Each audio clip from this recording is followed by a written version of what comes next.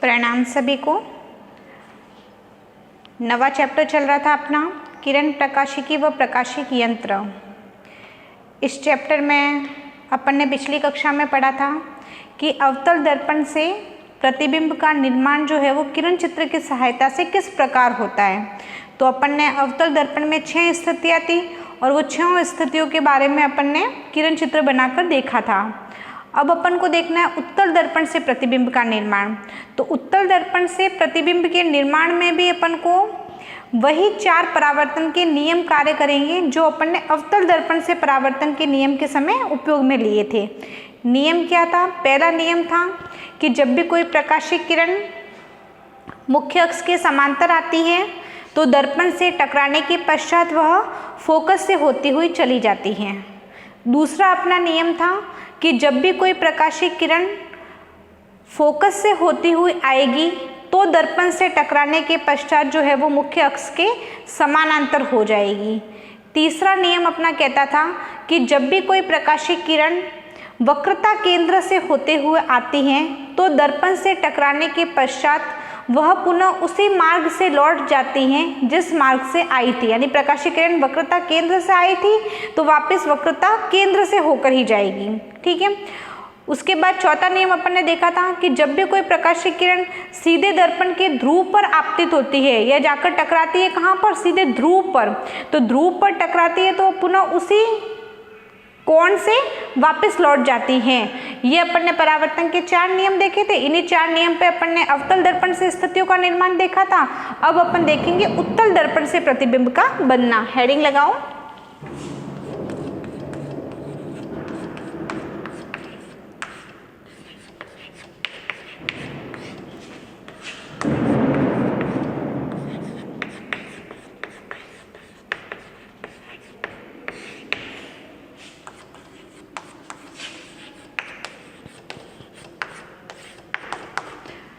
अवतल दर्पण से प्रतिबिंब के निर्माण की तो 6 स्थितियां थी, लेकिन उत्तल दर्पण से प्रतिबिंब के निर्माण की सिर्फ 2 ही स्थितियां हैं। पहले टेबल देख लेते हैं।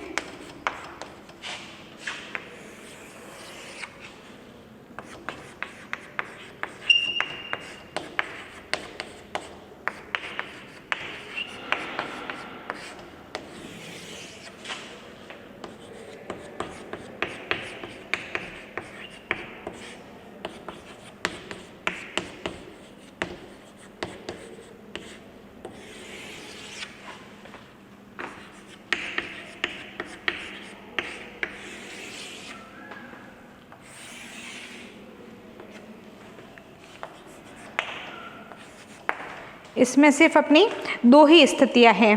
पहली स्थिति है कि जब अपन बिंब को अनंत पर रखेंगे तो प्रतिबिंब अपना F पर बनेगा। दूसरी स्थिति है अपनी जब प्रतिबिंब को F' P के मध्य रखेंगे,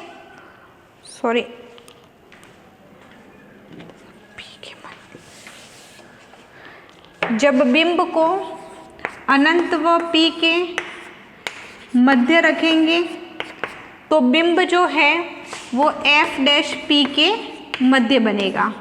ये अपनी 2 ही स्थितियां है इसमें। अब अपन दोनों स्थितियों से आलेख बनाना देखेंगे या किरण चित्र बनाना देखेंगे कि किस प्रकार उत्तल दर्पण से अपन प्रतिबिंब बनाएंगे।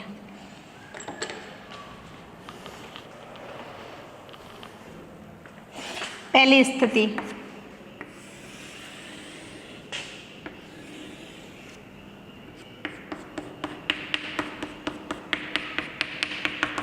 एक और चीज अपन ने अवतल दर्पण से जब प्रतिबिंब का निर्माण देखा था तो प्रतिबिंब जो है वो वास्तविक और उल्टे बनते थे।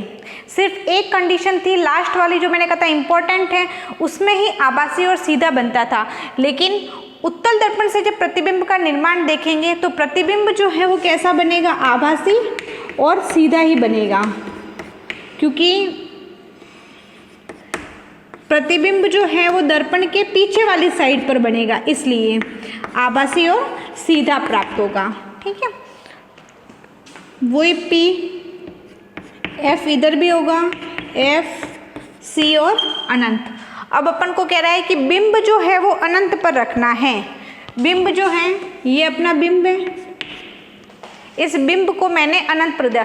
C के बाद वक्रता केंद्र के बाद जो भी हमें बिंदु प्राप्त होगा वो हमारा अनंत होगा, ठीक है। उसके परे कोई बिंदु है तो वो हमारा अनंत माना जाएगा। अब इसमें अपने परावर्तन के नियम देखो, दर्पण उत्तल दर्पण बना दिया अपन ने,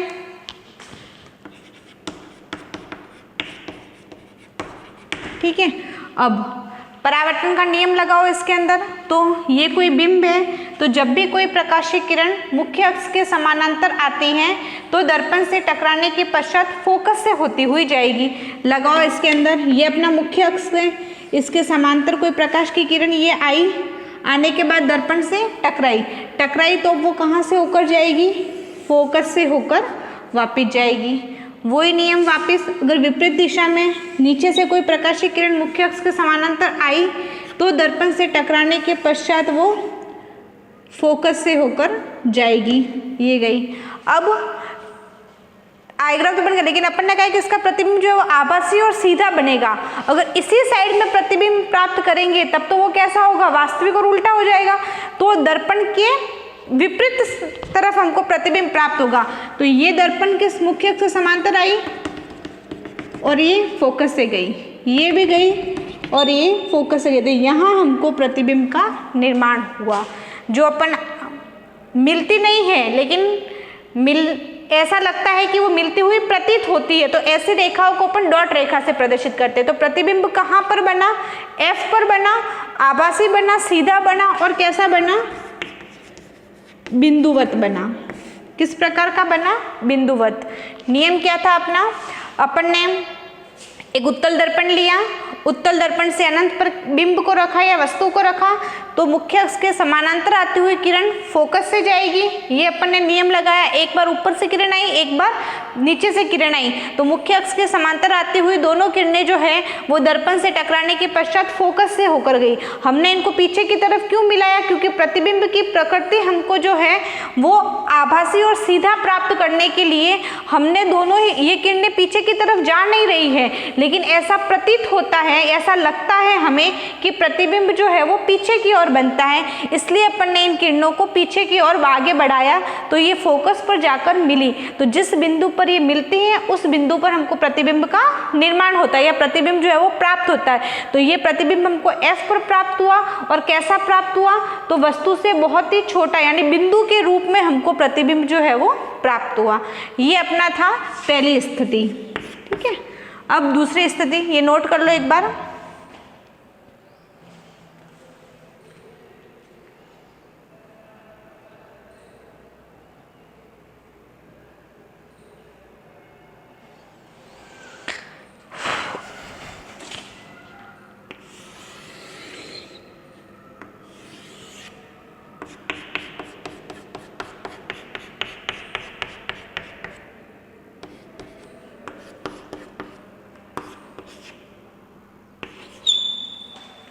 अनंत है बिंब को, इस बार अपन को अनंत और P के मध्य रखना है। तो अनंत और P के बीच में जो है वो अनंत बिंदु है, तो हम उसको कहीं भी रख सकते हैं। अनंत और P के बीच में मैंने बिंब को ये यहाँ पर रख दिया, ठीक है।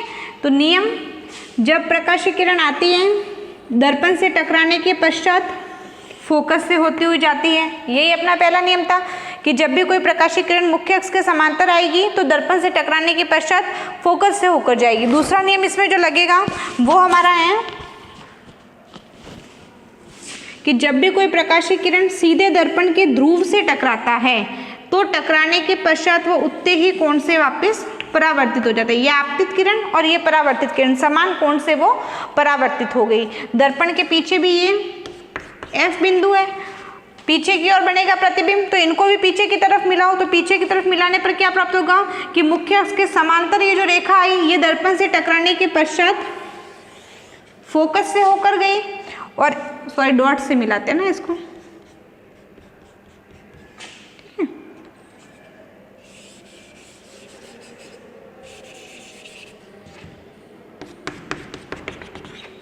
ये उसके पश्चात जिस कोण से आई उसी कोण से परावर्तित हो गई। तो ये परावर्तित किरण को अपन पीछे की तरफ मिलाते हैं ये, तो इन दोनों के बीच में ये अपन को बिंब की प्रतिबिंब की स्थिति प्राप्त हुई। तो वस्तु को अपन ने अनंत व P के मध्य रखा, तो प्रतिबिंब मुझे F और ये P इन दोनों के बीच में कहीं पर प्राप्त हुआ, जो आभासी है, सीधा है, लेकिन कैसा होगा, तो बिंब से हमेशा छोटा होगा, बिंब से छोटा प्राप्त हुआ। ठीक है, ये दो स्थितियां थी उत्तल दर्पण से प्रतिबिंब का बनना। अपन ने दोनों ही परिस्थितियां देख ली, अवतल दर्पण से प्रतिबिंब किस प्रकार से बनाते हैं, और दूसरा अपन ने देखा उत्तल दर्पण से प्रतिबिंब किस प्रकार बनाते हैं। अवतल दर्पण में अपने 6 स्थितियां देखी थी और उत्तल दर्पण में अपन में 2 स्थितियां, टोटल 8 स्थितियां अपन ने पढ़ी और 8 किरण चित्र बनाना अपन ने अब तक सीखे। इनको एक बार देख लो और नोट कर लो। इसमें अपन ने दोनों को एक बार मैं रिवाइज कर लेती हूँ। पहला किरण चित्र कहलाता कि वस्तु को अनंत पर रखते हैं तो प्रतिबिंब F पर प्राप्त होता है। वस्तु को मैंने अनंत पर रखा और इसमें परावर्तन का नियम लगाया कि जब भी कोई प्रकाशीय किरण मुख्य अक्ष के समांतर आती है तो दर्पण से टकराने के पश्चात फोकस से होकर जाती है। दूसरा भी मैंने वही 2 नियम लगाने पड़ते, तो दूसरा भी मैंने वापस पुनः यही नियम लगाया कि जब भी कोई प्रकाशीय किरण मुख्य अक्ष के समांतर आती है तो दर्पण से टकराने के पश्चात फोकस से होते हुए जाती है। इन दोनों को पीछे की तरफ मिलाया तो F बिंदु पर अपन को प्रतिबिंब जो है वो प्राप्त हुआ। दूसरा अपन ने देखा कि वस्तु को जो अनंत और P के बीच में किसी बिंदु पर रखना है, तो अनंत और P के बीच में मैंने यहाँ रख दिया वस्तु को, तो जब भी कोई प्रकाशीय किरण आई दर्पण से टकराई, टकराने के पश्चात फोकस से गई। दूसरा नियम मैंने इसको लगाया कि जब भी कोई प्रकाशीय किरण बिंब से सीधे दर्पण के ध्रुव पर आपतित होती हैं तो टकराने के पश्चात वापस उतने ही कोण से लौट जाती हैं। इनको भी वापस पीछे की तरफ मिलाया तो जो मुख्य अक्ष के समांतर आई थी वो फोकस से गई और ये परावर्तित किरण को पीछे की तरफ मिलाया तो जहां दोनों किरणें मिली इस बिंदु पर हमको प्रतिबिंब का निर्माण हुआ। ये प्रतिबिंब भी हमको कैसा मिला, तो ये प्रतिबिंब की प्रकृति भी आभासी थी, सीधी थी और वस्तु से कैसा मिला, छोटा। ठीक है, देख लो।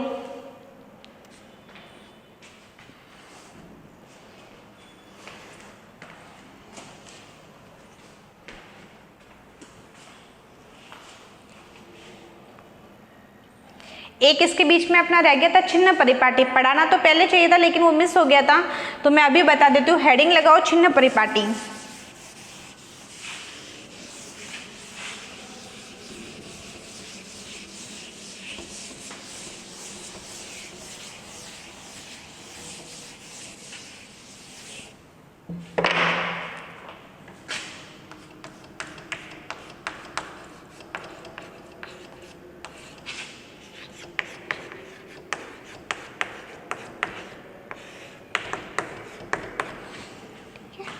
छिन्न परिपाटी। छिन्न परिपाटी में कोई 4-5 बिंदु हैं। अपन पहला पॉइंट देखते हैं। पहला बिंदु ये कहता है छिन्न परिपाटी में,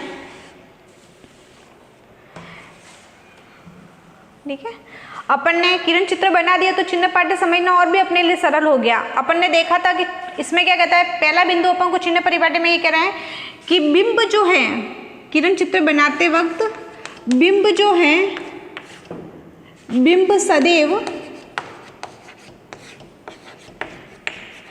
वस्तु के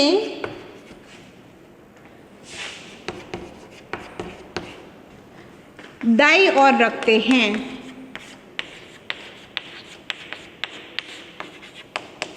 वस्तु जो है अपन ने देखा प्रतिबिंब हमको दर्पण के पीछे भी प्राप्त हुआ कई स्थितियों में और कई स्थितियों में दर्पण की तरफ भी प्राप्त हुआ, लेकिन बिंब जो है वो हमेशा हमने कहाँ रखा था, दाईं ओर। तो पहली बात छिन्न परिपाटी में ये ध्यान रखने वाली होती है कि बिंब को सदैव हम दाईं ओर रखते हैं, ठीक है, और प्रतिबिंब जो है वो हमें दाईं ओर भी प्राप्त हो सकता है और बाईं ओर भी प्राप्त हो सकता है। ये अपना था पहला पॉइंट। दूसरा पॉइंट है अपना कि सभी दूरियां जो अपन नापेंगे, सभी दूरियां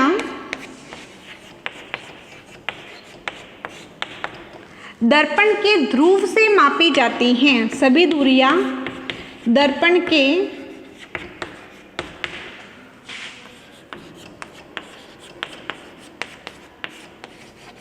ध्रुव से मापी जाती हैं। जितनी भी दूरियां अपन मापेंगे वो इस P बिंदु से मापेंगे। मान लो फोकस दूरी तो P से F की दूरी, वक्रता केंद्र तो P, वक्रता त्रिज्या तो P से C की दूरी।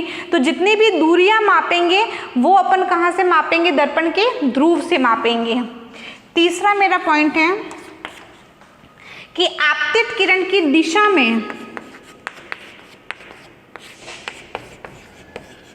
आपतित किरण की दिशा में मापी गई सभी दूरियां धनात्मक होती हैं।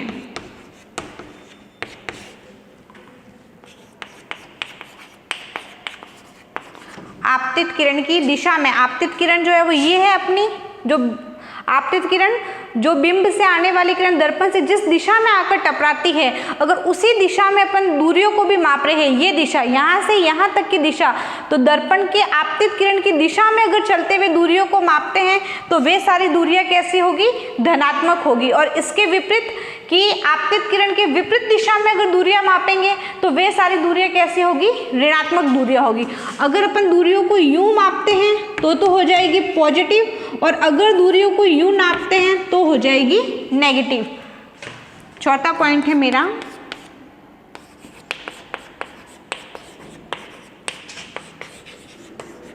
आपतित किरण की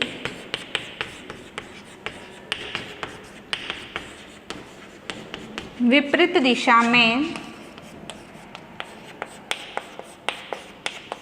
मापी गई दूरियां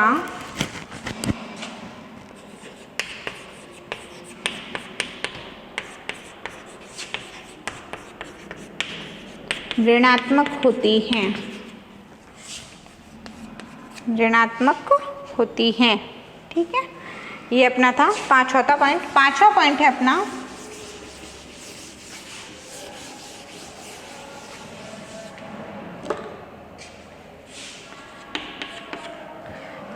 पांचवा पॉइंट है अपना कि ये जो मुख्य अक्ष होता है ये अपना दर्पण है, ये अपना मुख्य अक्ष है, ये अपना दर्पण है।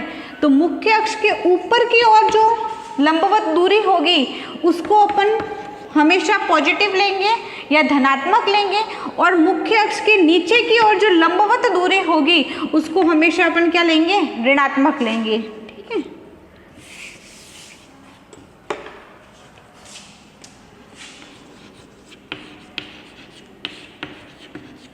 मुख्य अक्ष से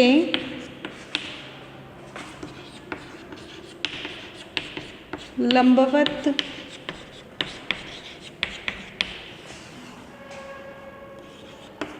ऊपर की ओर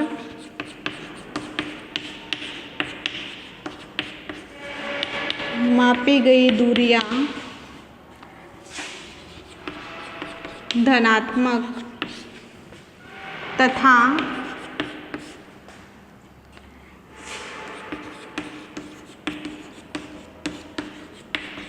लंबवत नीचे की ओर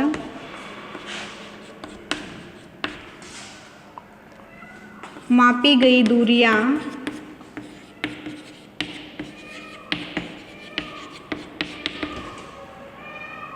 ऋणात्मक होती हैं।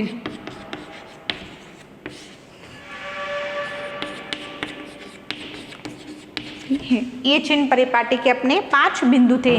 क्या क्या थे, एक बार वापस अपन देख लेते हैं कि वस्तु जो है, मैं ये किरण चित्र मिटा देती हूँ और इससे समझते हैं अपन।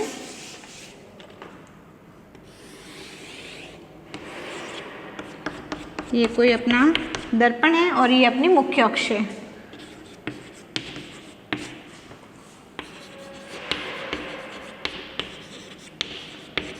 मुख्य अक्ष, ठीक है। क्या कहता है कि बिंब जो है, पहली बात कह रहा है कि बिंब जो है वो सदैव वस्तु के दाईं ओर रखेंगे। बिंब जो है वो सदैव, सॉरी वस्तु के नहीं, दर्पण के,